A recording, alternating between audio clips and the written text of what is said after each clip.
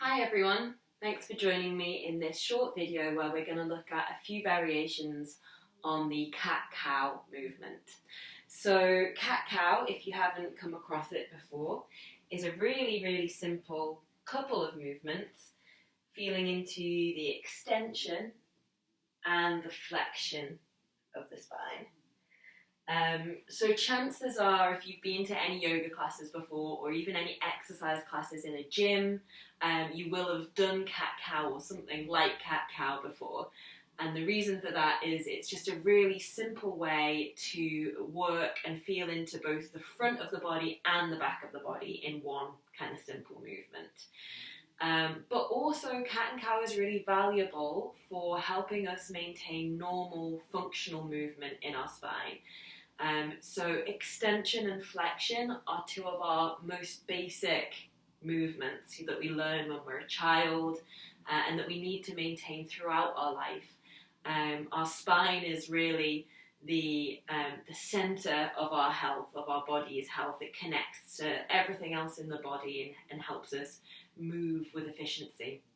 So do practice these movements as regularly as you can, but it is a really nice one to take if you have been sitting or standing still for a long time during the day.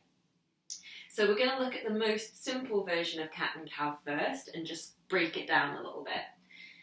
So we start in what we call a tabletop position, which is just hands and knees. I'm using a folded up blanket underneath my knees just for a little bit of extra cushioning because I have some knee sensitivity. If you have a carpet, you may not need to use the blanket, but if you do have like a hard wood or tile floor, please get something to cushion the knees. Okay, I'm going to start off by just finding what a comfortable tabletop position for us is. So to do this, start to just shift some weight between your left and your right hands, letting your upper body, your shoulders move with you, putting weight from one hand into the other. And then as you do this, keep moving the weight and start to turn your fingers around, so coming towards the sides of a mat if you're using one, maybe slightly round towards your knees, and then back around so the fingers come to point forwards. And then maybe just pointing the fingers in towards one another. And then coming back round into the centre, find that comfortable place where your hands land and it just feels like, yeah, this is the right place for my hands to support my arms, my shoulders, my upper back. And then similarly, shifting weight between your knees, just letting the pelvis rock side to side, and finding a comfortable distance for your knees underneath the pelvis. Okay, and then we'll begin to move. Just take a moment actually to make sure that your hands, your fingers are spread nice and wide on the ground. As a foundation, we need our foundation to be solid. And taking the weight slightly more into the heels of the hands and the finger pads. So you almost feel like there's a little gap between the palm of your hand and the floor. So coming into cow first, start by lifting your chest and lifting your sit bones towards the ceiling. So you feel this arch in the spine and your gaze can go forwards. So not looking too far up and compressing the back of the neck. You can turn your head from side to side to make sure your neck still has space. Great. And then we're going to press into the hands and go in the opposite direction. So the spine starts to round up towards the ceiling. The back of the neck is long, so gazing either towards your belly button or your knees. And noticing now the broadness of the shoulder blades on the upper back. Come back to neutral. And then just sit back on your heels so we can shake out the wrists. When we start practicing cat-cow, if we haven't spent much time on hands and knees, it can feel quite intense on the wrists. So maybe just flamenco dancer style. Hands going in one direction and then the other. wiggling out the shoulders and the neck, and then we'll come back into all fours. So we're going to move now between cat and cow a few times just to start getting it more familiar in the body. So lifting the chest forwards, lifting the sit bones up towards the ceiling and gazing forwards. This time feel a slight drag back of your hands, as if you were trying to drag your hands backwards towards your knees. They don't move, but just notice what that does to your shoulder blades. If you notice that your shoulders are up by your ears or there's a compression in your neck, what can you do just to draw the shoulder blades slightly towards one another and down on the back? Slight bend in the elbows. And then reversing. The navel comes towards the spine as you round the back up towards the ceiling, gazing between the legs, really broad through the upper back, and slight bend in the elbows again. And then tilting the sit bones up, lifting the chest, coming back to cow. Again, turn the head from side to side. Make sure you feel nice and spacious in the neck. And then rounding. We're going to do 2 more in both directions. Coming into cow. And now just paying attention in these last 2 movements to the breath. How are you breathing? And it's more important to notice whether the breath feels steady and deep as opposed to when you're inhaling and when you're exhaling. Whenever you're ready, coming back to neutral, sitting back on your heels, and this time maybe just interlacing the hands in front of you, pressing your palms away, rounding the back, and just take a gentle sway there, swaying the arms and the torso from side to side. Lift up, and then release. Give everything a shake. So that's the most basic version of cat and cow, and if you want to practice that a few more times to get it feeling a little bit more comfortable and familiar in your body, then just hit pause and take a few rounds, noticing your breath, noticing how everything feels around the rib cage, the pelvis as you're doing it. If you'd like to come with me though and explore a few different variations, if you feel like you've got that sort of simple version down, then we're going to come back to all fours. And the first variation we're going to take is my favourite variation of cat and cow, and it's a waving or a fluid cat-cow. So start off, I like to have my toes tucked for this one, but it's not essential. Start off by sending your hips back towards your heels. They don't have to touch, come all the way down, just towards the back of the mat. And then gaze towards your knees. So you start off in quite a rounded cat-like position. And then pressing through your toes or the tops of your feet, start to lift your hips up, away from the heels. Keep the spine rounded. Keep gazing between the knees, rounding all the way forwards until the shoulders come over the wrists. And when you feel the shoulders align over the wrists, then lift the chest, lift the sit bones, gaze forward into cow.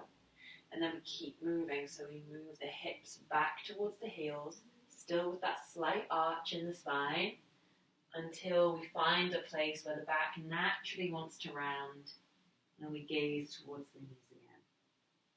So we're going to keep this moving, rounding up, forwards, towards the hands. When the shoulders come over the wrists, then we lift the chest, lift the sit bone, and then start to move the hips back towards the heels.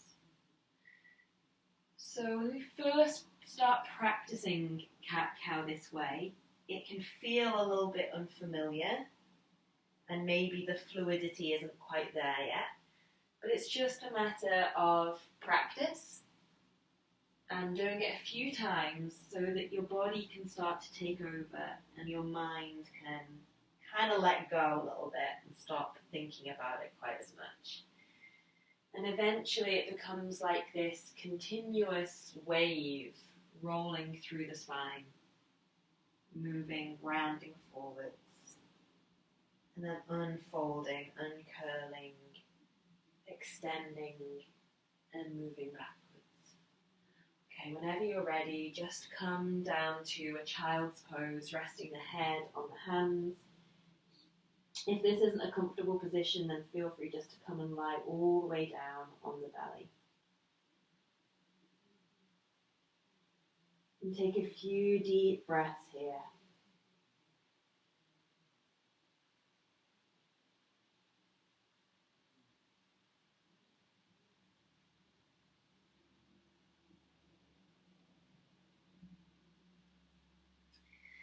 Lifting back up. And we'll just take another quick shoulder opener to make sure that our shoulders can support the pressure that's coming onto our wrists.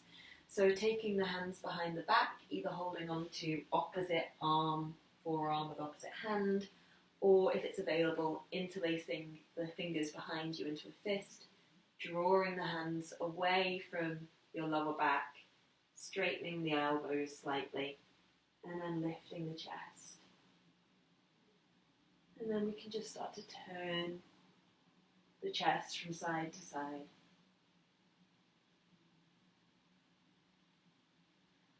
Okay, release that. And then we're going to take a couple more versions of cat and cow. One where we're going to get into the side body, and one that's going to be a slightly more active position. Okay, so come back into your all fours position. So this next variation is really simple. So we're going to move out of the linear version, and we're going to bring our hands over towards the right. So we're slightly out of sync here, out of line. Our hands are over to one side, but our knees are still in the center. So with your hands slightly over towards the right, we're just going to start moving through that simple first version of cat and cow. So we're remaining on the squat now, but we're arching and then rounding the spine.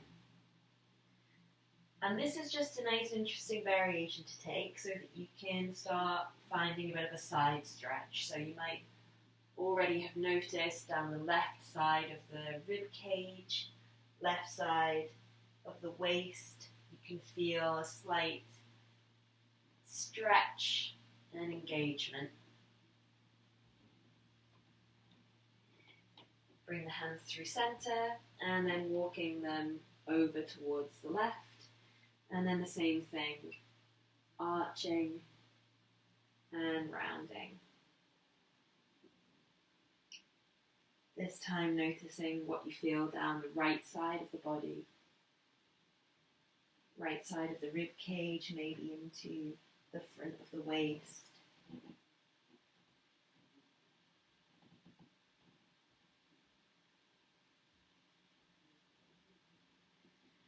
Come back to center, sit back on the heels again. Do whatever you need to do with your hands, your wrists. You can roll through the shoulder blades, quite a nice way of freeing up any stiffness that might have been created across the shoulder blades and around the top and sides of the neck, going in one direction and then the other.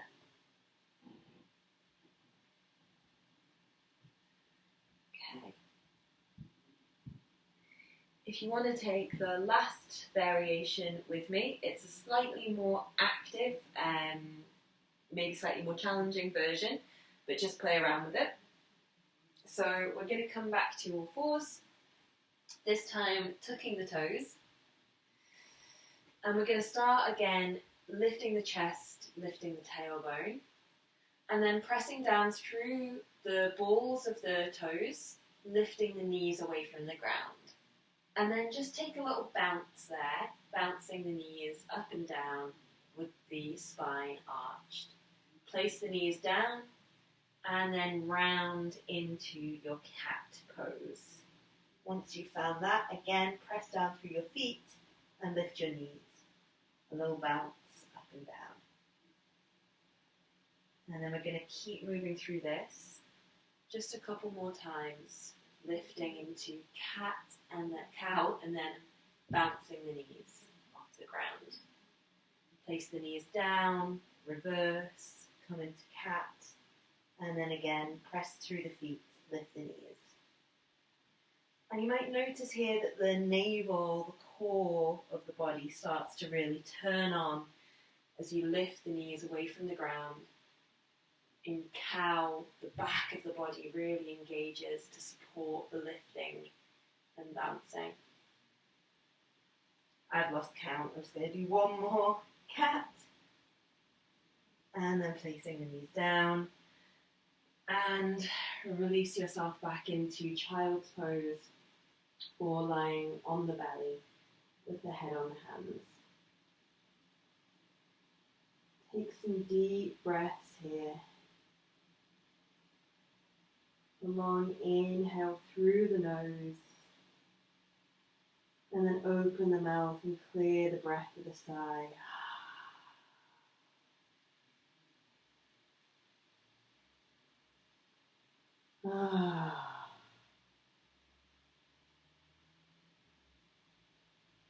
Feel free just to stay in child's pose now, taking a nice final rest. If you want to take one more movement with me, I'm going to show you how we transition cat and cow into a vinyasa. So coming back onto all fours, toes tucked, and then bring your hands slightly further forwards from your shoulders and push the hips backwards towards the heels again. They don't need to touch the heels, just like we were doing in the first variation. And then gaze towards your knees. Take a moment here, pressing down through the hands. Then start to press through your feet. Lift your hips away from your heels, keeping the knees on the ground. Round through your cat pose, long cat pose. Bring your shoulders over your wrists and then keep going until the chest comes through your arms, lowering your hips and unfolding all the way into an upward facing dog. And from here, if you already know upward facing dog, you can even lift the knees away from the ground. You can have your toes untucked with the knees lifted. Take whatever variation feels good for you. Turning the head side to side. And then release the knees back down. Push back. And take any resting pose that you like. So that's it, our short little flow using cat-cow. And as you rest for a few more moments, I'm just going to read a poem called Proportion by Ben Jonson. So feel free just to stay where you are, resting, breathing, and listening to the voice, to the sound of my voice.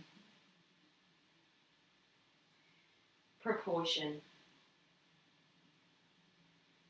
It is not growing like a tree in bulk, doth make man better be, or standing long an oak 300 year, to fall a log at last, dry, bald and sere.